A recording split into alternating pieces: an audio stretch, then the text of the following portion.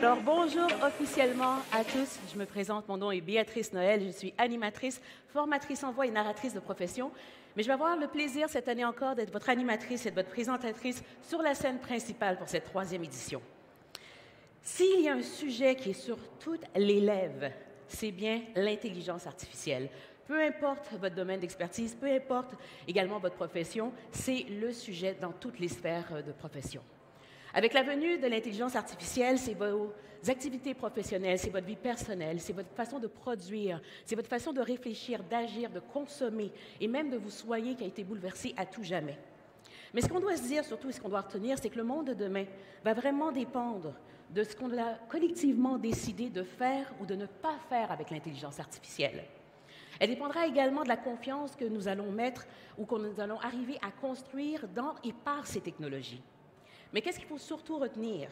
C'est que ce bond technologique-là va nous forcer à vraiment repenser de façon profonde à nos doctrines, à nos organisations, à notre façon de faire et surtout d'être AI ready. Alors, le thème qu'on a choisi cette année est vraiment en alignement avec les questionnements que les gens se posent. Un questionnement qui va nous amener aujourd'hui à poursuivre la conversation sur justement l'avenue de l'intelligence artificielle, puisqu'on a déjà commencé cette conversation-là pour plusieurs, approfondir également nos connaissances et voir jusqu'où on veut aller, et surtout de parler de la cybersécurité à l'ère de l'IA. J'arrête ici pour l'instant. Je vais céder la parole à l'idéateur de cet événement, le fondateur du Forum InCyber, le général à la retraite Marc Watin, Augoire. On l'accueille.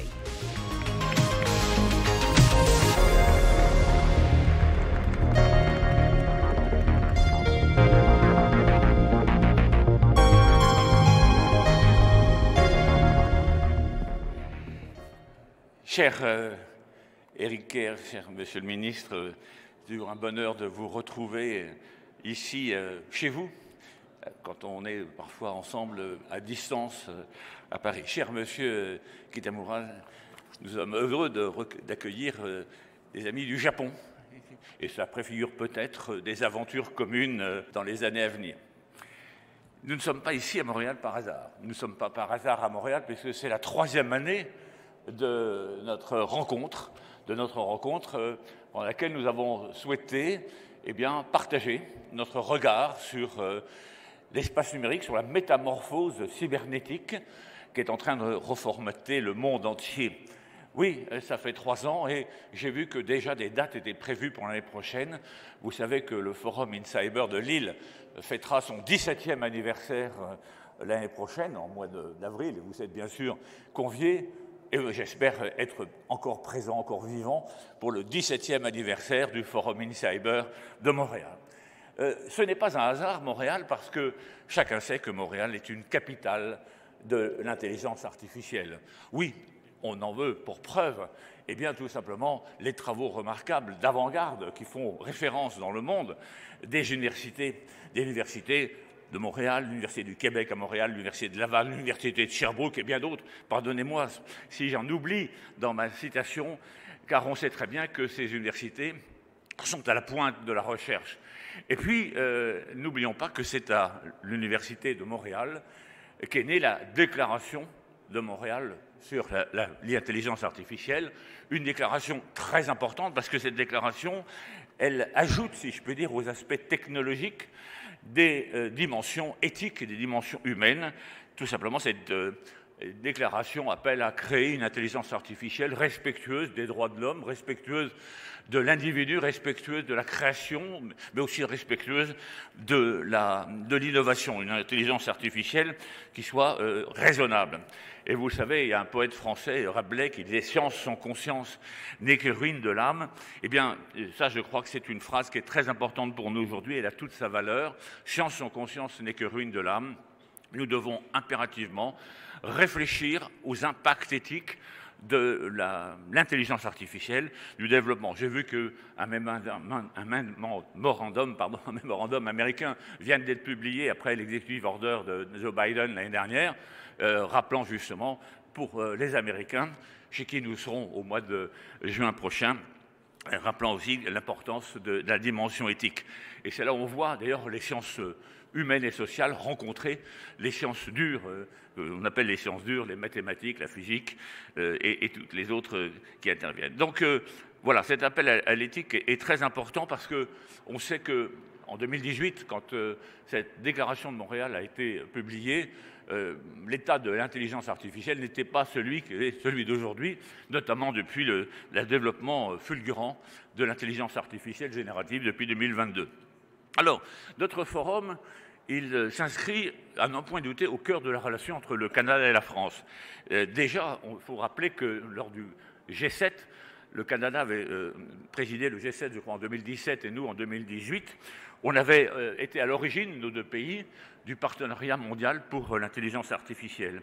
Et puis, il y a quelques jours, je crois que c'était le 26 septembre, M. Trudeau et notre président ont lancé un appel à l'action pour favoriser le développement d'une approche responsable de l'intelligence artificielle.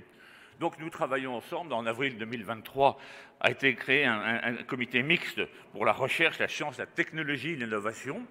Et je sais que la France a été à l'honneur du salon All In qui a eu lieu à Montréal au mois de septembre dernier et que le Canada sera l'invité d'honneur pour Viva Technologies qui aura lieu à Paris l'année prochaine. Évidemment, je ne mentionne pas parce que c'est évident que le Canada sera bien sûr l'invité d'honneur du Forum international de la cybersécurité. Et Monsieur le ministre, je compte sur vous pour venir à Lille, parce que l'an dernier, vous n'étiez pas là. Comme on dit, un seul être vous manque et tout est dépeuplé. Voilà, donc en fait, nous aurons aussi l'année prochaine, avec la présidence du G7 par le Canada et la France qui accueillera le sommet pour l'IA qui fait suite à Bechley et à Séoul, eh bien, encore une fois, nous aurons l'occasion, nos deux pays, de nous retrouver. Alors, on peut faire des grands discours sur l'intelligence artificielle, et je vois déjà Vincent me regarder en disant « Ouh là là, mon Dieu, il dépasse largement le temps que je lui avais accordé ». Oui, mais simplement, je vais me réduire, moi, à la question de la cybersécurité. Il y a une dialectique entre la cybersécurité et l'IA. Pourquoi? Parce que la cybersécurité peut être renforcée grâce à l'intelligence artificielle. Et on le voit bien dans le monde dans lequel nous vivons, un monde de plus en plus hyper connecté. Nous allons avoir besoin de cette intelligence artificielle pour créer une résilience dans un système extrêmement complexe, extrêmement maillé. L'intelligence artificielle est également peut-être, alors ça c'est l'inverse, un adversaire de la cybersécurité. Un adversaire de la cybersécurité parce que, on le voit bien, les délinquants, les cybercriminels n'ont pas besoin de faire de grandes études. Ils peuvent trouver sur étagère tous les outils, grâce à cette intelligence artificielle, et des outils qui peuvent porter atteinte à toutes les actions qu'on peut mener en matière de cybersécurité. On se protège avec des EDR, comme on dit, Endpoint Detection Response, et en revanche, l'adversaire attaque justement notre défense des EDR. C'est donc une sorte de duel entre le canon et la cuirasse, où à chaque fois on se pose la question qui va l'emporter sur l'autre. L'intelligence artificielle doit effectivement également se protéger contre elle-même. Pourquoi? Parce qu'on sait très bien, et là je ne veux pas développer, car il y a des spécialistes ici présents qui pourraient vous le dire davantage et le diront sur le salon, l'intelligence artificielle peut être victime d'une intelligence artificielle qui cherche à modifier les données des modèles de fondation, cherche à modifier les algorithmes, cherche à introduire des biais. Bref, on voit bien que le débat entre l'intelligence artificielle et la cybersécurité n'est pas un débat, comment dirais-je, vide, et au contraire, il est de nature à susciter toutes nos réflexions. Donc, je pense aussi que nous aurons besoin, en matière de cybersécurité, de nous intéresser non seulement à la couche matérielle, la couche logique, sur quoi portent en général nos travaux, mais également sur la couche cognitive. Parce que finalement, s'il existe un système de traitement automatisé de données qui est le plus sophistiqué, le plus extraordinaire qui existe, mais qui est le moins bien protégé, c'est celui de nos cerveaux. Or, aujourd'hui, il y a une vraie question, et je pense que la cybersécurité devra s'intéresser à la couche cognitive pour permettre justement d'éviter que nous devions les zombies, en quelque sorte, les esclaves dans l'espace numérique. Bon, voilà, donc un duel canon-cuirasse, avec à chaque fois qu'on prend une mesure de protection, l'agresseur trouve des solutions pour pouvoir nous dominer. Et il faut le dire, il faut le penser, en même temps que nous devons construire un espace numérique qui est équilibré en termes de rapport entre sécurité et liberté, il faut bien remarquer que nous, qui sommes respectueux du droit, eh bien, nous appliquons des règles de droit, des règles éthiques à l'emploi, au développement de l'intelligence artificielle. Or, du côté des prédateurs, il n'y a pas de règles d'éthique, il n'y a pas de règles de droit. Et donc, ils ont, dans une certaine mesure, une avance par rapport à nous. Et ça, je pense qu'il faut aujourd'hui être à la fois, je dirais, raisonnable et réaliste. Quand on pense que l'AI-Act, le règlement européen sur l'intelligence artificielle, dans sa première version, était totalement, comment dirais-je, castrateur, pardonnez-moi l'expression, pour les forces de sécurité, mais ne disait rien pour les prédateurs. Or, vous savez que pour moi, toute politique publique repose d'abord sur la protection de la victime. Et après, on s'intéresse aux prédateurs. Mais on commence par s'intéresser à la victime. Est-ce que je la protège? Est-ce que je donne aux forces de sécurité intérieure les moyens aujourd'hui, avec l'intelligence artificielle, de développer des actions au service du droit, pour la liberté des gens et des autres? Alors voilà, donc vous avez compris, mesdames et messieurs, face à ce combat canon-cuirasse, nous ne sommes pas démunis. Il suffit de visiter ce salon pour voir quelles sont les capacités, les talents de tous les acteurs, qu'ils soient des entreprises, qu'ils soient les centres de recherche, les universités, les forces de défense et de sécurité intérieure. Eh bien, tout cela nous montre qu'on a des raisons d'être optimistes. Simplement, je crois que nous devons ici, en même temps que nous allons nous intéresser aux questions de technologie, de dire, la première des choses, et la deuxième et la troisième, c'est replaçons l'humain au cœur de la cybersécurité. Replaçons l'humain au cœur du débat sur l'intelligence artificielle. Parce que si on ne part pas de l'humain, si on commence à construire par le haut pour descendre vers l'humain, alors on est certain qu'on va se tromper. Alors que si on part de l'humain, on va construire quelque chose qui sera respectueux de ce que nous voulons être. Et vous voyez, ici, c'est un peu cela. Le fait que le Forum in Cyber, c'est d'abord un état d'esprit. C'est une manière de concevoir les choses. Et, cher Eric Kerr, je suis heureux de voir que, outre-Atlantique, nous partageons les mêmes valeurs, nous avons la même vision des choses. Nous sommes convaincus qu'il n'y aura pas d'espace numérique libre et sûr s'il ne respecte pas des valeurs partagées, des valeurs humaines, parce que sinon, ça sera la prime aux idéologies, ça sera la prime aux États les plus forts, et ça sera la prime aux forces capitalistiques qui cherchent qu'une seule chose, c'est à dominer le reste du monde. Donc, ne soyons pas dominés, soyons maîtres de notre destin, soyons maîtres de notre destin avec l'intelligence artificielle. Monsieur le ministre, merci encore. Monsieur, cher ami venant du Japon, merci d'être présent parmi nous. Et à vous toutes et à vous tous, je vous souhaite un très bon forum au nom de toute l'équipe InCyber. Et je laisse la parole à Vincent, qui est le grand maître des lieux.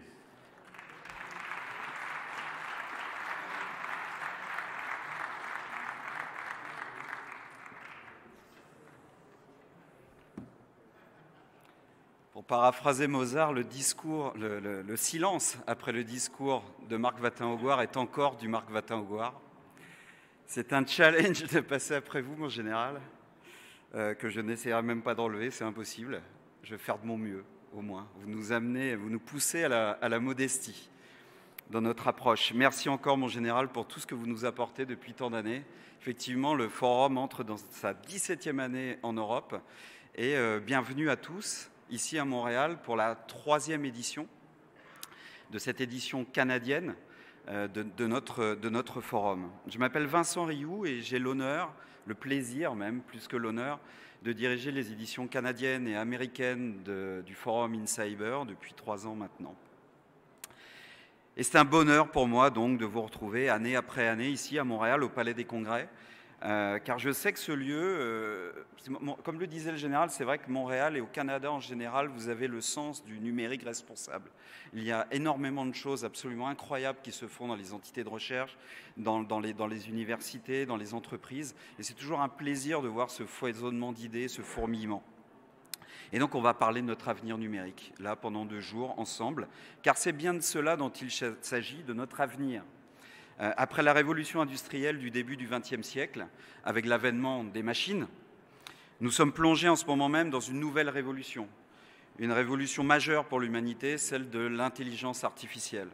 Nous ne devons pas nous en inquiéter, pas plus que nous devons nous en réjouir béatement, mais comprendre, réfléchir, rester acteurs de ce changement.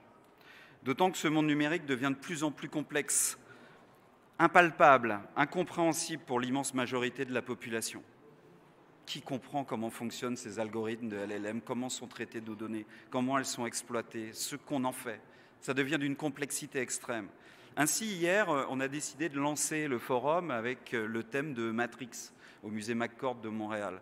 Matrix, c'est un film des années 90, ça paraît assez ancien finalement, mais tellement moderne, parce que est-ce encore de la science-fiction? Quand on regarde, on vit dans un monde où nos actions, nos paroles, nos gestes, nos données sont déjà le carburant d'une métatechnologie qui nous dépasse et dont nous ne comprenons plus le fonctionnement, ni l'objectif final. Néanmoins, il y a une chose que l'IA ne pourra jamais égaler chez l'homme, c'est l'intuition. Pour le philosophe Henri Bergson, c'est à l'intérieur même de la vie que nous conduit l'intuition. Neo, dans Matrix, a eu l'intuition que quelque chose n'allait pas. Quelque chose allait de travers, cette vie n'était pas réelle. Et on lui a donné le choix, pilule bleue ou pilule rouge. À nous maintenant de choisir. À l'aube de cette révolution, le monde qui s'ouvre à nous est en pleine construction. Il existe une voie du milieu, un équilibre fragile entre progrès technologique et responsabilité, entre pure logique business et respect des valeurs humaines fondamentales. Empruntons-le ensemble à travers le thème de l'année, la cybersécurité à l'ère de l'intelligence artificielle. Cette année, autour de ce thème et de tout ce qui construit la confiance numérique, nous accueillerons 300 intervenants du monde entier qui partageront leurs idées, leurs connaissances et leurs retours d'expérience sur 8 scènes que vous retrouvez comme l'année dernière autour de ce hall. Rapidement, ici, la scène principale pour les sommets et les keynotes, la scène InfoSec pour la sécurité des systèmes d'information, la scène technologie opérationnelle pour la sécurité du monde industriel et des systèmes embarqués, la scène cybercrime pour comprendre la menace et comprendre nos progrès en matière de lutte anti-cybercriminalité, la scène confiance numérique ici, Trust and Safety en anglais, pour la protection des contenus, de l'identité numérique et de la protection des citoyens sur Internet, la scène New Trends, là-bas au fond, les nouvelles tendances, pour aborder toutes les questions liées à notre avenir numérique, en particulier tout ce qui tourne autour du calcul quantique et du chiffrement post-quantique. La scène transport intelligent qui est là-bas, la scène transport organisée en partenariat avec l'OACI qui aborde la question de la cybersécurité du monde du transport, tout milieu confondu. Et enfin le Tech Lab, là-bas également, qui sera le lieu des présentations techniques et des démonstrations les plus technologiques. Élaborer un tel programme est un travail intense d'échange, d'analyse, de mise en contexte, d'organisation. Et je tiens à remercier chaleureusement toutes nos équipes, programme, commerce, organisation, pour le travail incroyable qu'elles ont réalisé pendant un an. Et je souhaiterais qu'on les applaudisse tous chaleureusement. Bravo à toute l'équipe InCyber. Vous faites un travail extraordinaire et sans vous, on ne serait pas là aujourd'hui. Le forum, c'est aussi plus de 120 commanditaires que je souhaite saluer parce que sans eux, l'événement ne pourrait pas se tenir. Vraiment un grand merci à eux de permettre à cet événement d'avoir lieu. Retrouvez-les pendant ces 2 jours sur les différents kiosques qui émaillent les routes du salon et allez les voir, discutez avec eux de leurs solutions. Elles sont toutes plus intéressantes les unes que les autres. Ils seront ravis, débattez, ils sont là pour vous. Le forum InCyber, comme l'a souligné le général Marc Vatin-Augouard, c'est aussi plusieurs éditions sur plusieurs continents désormais. Le forum est certes né en Europe il y a maintenant 17 ans. Nous essaimons nos éditions d'abord de l'autre côté de l'Atlantique, ici au Canada, puis allons aller aux États-Unis les 17 et 18 juin 2025 au Texas, à San Antonio. Je remercie ici la délégation très nombreuse du Texas et globalement la venue de nombreux amis américains ici dans le salon pour préparer quelque part cette nouvelle édition américaine. Et puis, au-delà des 2 rives de l'Atlantique, le Forum InCyber est fier d'annoncer une toute nouvelle édition dans un très grand pays de technologie et d'innovation, le Japon. I'm also very pleased to announce that the InCyber Forum will have its first edition in Asia, with InCyber Japan launching in early December 2025. And to help me make this announcement, please welcome Shigeru Kitamura, former Secretary General of National Security and former Director of Cabinet Intelligence for the Government of Japan. Mr. Kitamura, please, the floor is yours.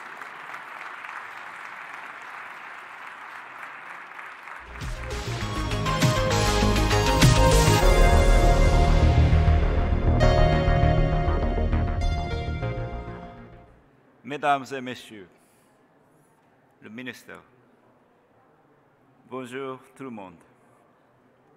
Je m'appelle Shigeru Kitamura, ancien conseiller supérieur de la sécurité nationale pour le Premier ministre du Japon. Je souhaite vous adresser mes salutations ayant été invité à faire une brève introduction. Comme annoncé aujourd'hui, maintenant, il est significatif que le cyberforum, qui joue un rôle mondialement important dans le domaine de cybersécurité, se tiendra en Asie, plus précisément à Tokyo. Étant donné ma position, on attend de moi une coopération. Et j'ai l'intention du cœur de soutenir cette initiative de mon mieux. Bien que je ne puisse pas encore préciser qui sera chargé de l'organisation, pourtant, il a été décidé que l'événement se déroulera autour de décembre 2025. L'Asie et le Japon en particulier offrent un grand potentiel pour le secteur de la cybersécurité. Je suis certain que l'expertise de ceux réunis ici aujourd'hui suscitera un grand intérêt et que cet événement vous offrira également une opportunité significative. Une fois les détails finalisés, je vous recommande vivement d'y participer. Je souhaite plein succès à cet InCyber Forum à Montréal et à vous tous ici présents.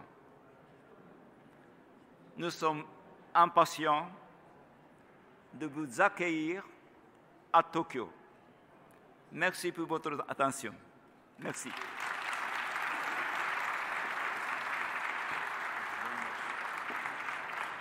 Merci beaucoup, Kitamura-san. Et rendez-vous tous à Tokyo, donc à San Antonio, bientôt également. Un petit mot pour les enfants. En haut, ici, 750 élèves de la ville de Montréal passeront dans des ateliers de découverte de la cybersécurité grâce à l'association Cybercap. Ça vous est ouvert, hein, vous pouvez aller les voir, les enfants, voir aussi les ateliers qui ont été réalisés par un certain nombre de partenaires. C'est quelque chose auquel on tient, faire participer la jeunesse à la cybersécurité pour créer un monde plus sûr à l'avenir, puisque ce sont eux qui vont construire le monde de demain. Donc ils ont entre 12 et 15 ans, il y en a 750, ils vont défiler pendant 2 jours. Et je vous encourage donc à aller voir la teneur des ateliers qu'on propose à l'enfance. À présent, je vais quitter la scène pour la céder à Béatrice, notre chère maîtresse de cérémonie, qui vous accompagnera sur cette scène principale pendant les 2 jours de l'événement. Et je vais m'empresser de rejoindre les bancs des spectateurs avides d'écouter mon ami Éric Kerr, le ministre de la cybersécurité et du numérique du gouvernement du Québec, à qui je vais laisser la scène après une courte introduction de Béatrice. Encore merci à tous et je vous souhaite 2 jours d'intenses débats et réflexions autour de la confiance numérique et de la cybersécurité. Merci à tous.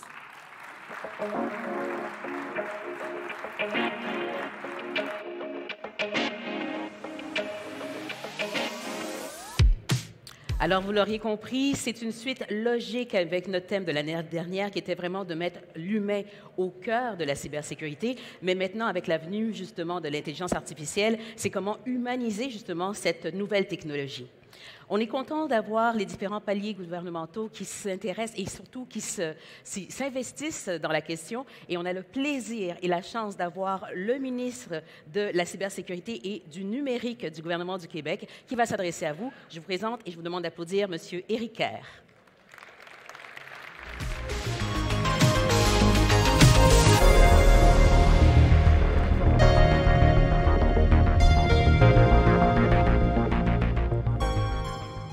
Général Vatin-Aguard, toujours un plaisir de vous retrouver.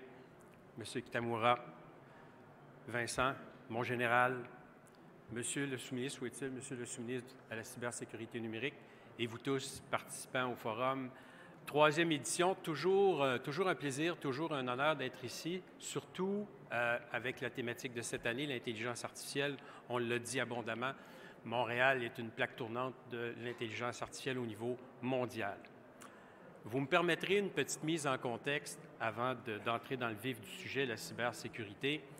Comme ministre de la cybersécurité et du numérique, vous comprendrez que cette question-là me touche particulièrement. Mais de quoi parle-t-on? La cybersécurité, oui, mais pourquoi? Parce qu'il y a la cybercriminalité. De quoi parle-t-on quand on parle de la cybercriminalité? On parle d'un potentiel revenu de 1 300 milliards de dollars, la cybercriminalité. On parle d'une activité criminelle qui dépasse la vente de narcotiques et le trafic d'armes en termes de potentiel de revenus. On parle d'une capacité pour n'importe qui, sur le web clandestin, de démarrer son entreprise de cybercriminalité. Comment? Son logiciel d'hameçonnage, sa liste de victimes potentielles, un compte offshore, tout ça clé en main. Le résultat, une cybercriminalité qui explose. De quoi parle-t-on aussi? On parle des États délinquants. Messieurs les généraux, vous savez de quoi je parle, vous savez de qui je parle. On parle de gens qui s'attaquent à nos institutions démocratiques pour les déstabiliser. On parle de gens qui s'attaquent à nos secteurs économiques pour les faire s'effondrer. On parle de gens qui vont utiliser nos barrages, nos centrales, pour en faire des armes de destruction massive. Voilà à quoi on s'adresse, voilà de quoi on parle quand on parle de cybersécurité. Ajoutez à ça l'intelligence artificielle. Qu'est-ce que c'est l'intelligence artificielle? Tout simplement que pour la première fois de son histoire, l'être humain pourrait voir une forme d'intelligence le dépasser. Ajoutez à ça les ordinateurs quantiques, une puissance de calcul phénoménale qui dépasse largement la nôtre. Couplé au système autonome robotisé, et vous avez là un film de science-fiction. Ce n'est pas de la science-fiction, c'est la réalité du 21e siècle. Maintenant, ça, comme je dis toujours, c'est la partie positive de mon discours. Que fait-on? Qu'est-ce qu'on fait? Bien, au Québec, on a pris conscience, parce que la conscience, c'est ce qui nous distingue fondamentalement de l'intelligence artificielle. Prendre conscience de la menace, mais aussi prendre conscience du potentiel. En première étape, prendre conscience de ce à quoi on fait face. Deuxièmement, il faut s'organiser. Au Québec, on a choisi de créer un ministère de la cybersécurité et du numérique. Pourquoi? Parce que d'éparpiller les autorités un peu partout dans l'administration publique, déjà, je vais vous faire une révélation, l'administration publique n'est pas toujours ce qu'il y a de plus efficace. Je sais, c'est un choc, mais c'est ainsi. Et donc, si en plus vous éparpillez les centres décisionnels, ça devient plus ou moins efficace. Donc, regrouper les centres décisionnels, avoir un ministère, une entité qui a pour mission de s'assurer de la cybersécurité et de la transformation numérique. Dernier élément, et celui-là, il est majeur et je vais insister dessus, la coopération. la coopération. Les cybercriminels coopèrent.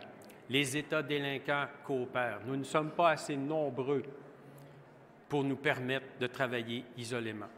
Et dans ce sens-là, Vincent, nous sommes extrêmement heureux d'accueillir le Forum Unicyber à Montréal et je suis extrêmement heureux de voir qu'il y aura d'autres éditions. Pourquoi? Parce qu'à travers des événements comme le Forum Unicyber, c'est de la coopération, c'est des discussions de fond avec des acteurs marquants, majeurs de la cybersécurité, des gens qui sont en autorité, qui se parlent, qui travaillent ensemble. Et ça, c'est le premier pas vers la coopération.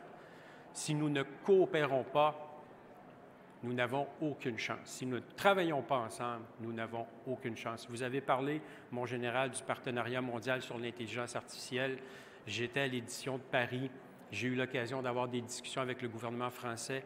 Hier, j'avais la chance de discuter avec les autorités du Luxembourg. Aujourd'hui, je rencontre les autorités du Japon. C'est l'exemple à suivre. C'est ce que nous devons faire. Nous devons combattre le feu par le feu. La réponse à la menace de l'intelligence artificielle, c'est l'intelligence artificielle. Notre capacité à développer le potentiel de l'intelligence artificielle va définir notre capacité à endiguer la menace de l'intelligence artificielle. Donc, je suis tout à fait d'accord avec Vincent. Il ne faut pas en avoir peur, mais il ne faut pas l'accueillir de façon béate non plus. Il faut avoir des politiques responsables. Il faut avoir un cadre éthique. Et mon général, vous avez tout à fait raison. L'intelligence artificielle doit être au service de l'être humain. Jamais le contraire. Jamais le contraire. Et nous souhaitons développer au Québec cette coopération. Nous souhaitons développer cette IA éthique. Nous souhaitons développer le potentiel de l'IA pour que l'IA reste au service de l'être humain. Et dans ce sens-là, les discussions des 2 prochains jours sont extrêmement fructueuses, j'en suis convaincu. Merci beaucoup et bon forum tout le monde.